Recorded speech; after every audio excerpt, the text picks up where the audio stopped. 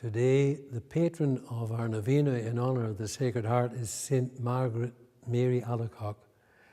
All the popes are agreed that she was the one who contributed most of all the great saints who received revelations of the heart of Christ.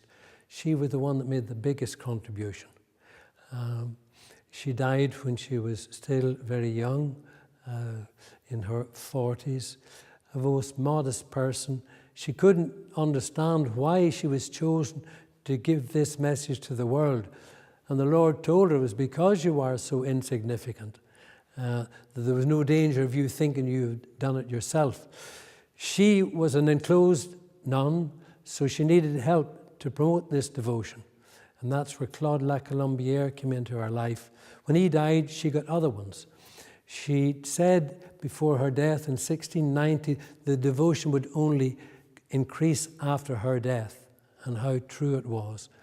It began to sweep the whole church. One of the greatest examples of it was the apostleship of prayer in the 1800s.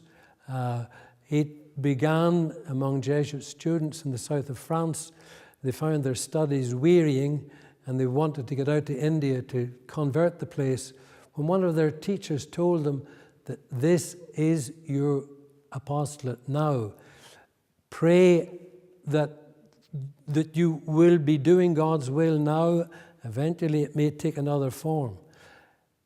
They told the farming people in the neighborhood about this, that they could actually save souls by doing their work well as farmers. That became the apostleship of prayer in every country in the world.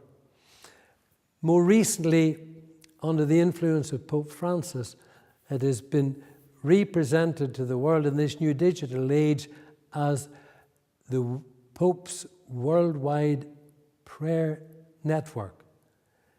It is now making that extraordinary contribution to promoting devotion to the heart of Christ, especially among our young people who are very much into this whole new world of technology and the internet. And the message is as relevant today as it was then. So we pray for God's blessing on this new development. Each month, Pope Francis makes known his particular attention, and he's asking the whole world to pray with him. The popes have always realized that this was a very important part of the work of the church. And the prayer that we are invited to say each day is, O Jesus, to the most pure heart of Mary, I offer you all my prayers, works, joys and sufferings of this day. And then each month the Pope makes known what his particular intention is. And usually he has an overall view of what is needed in the church.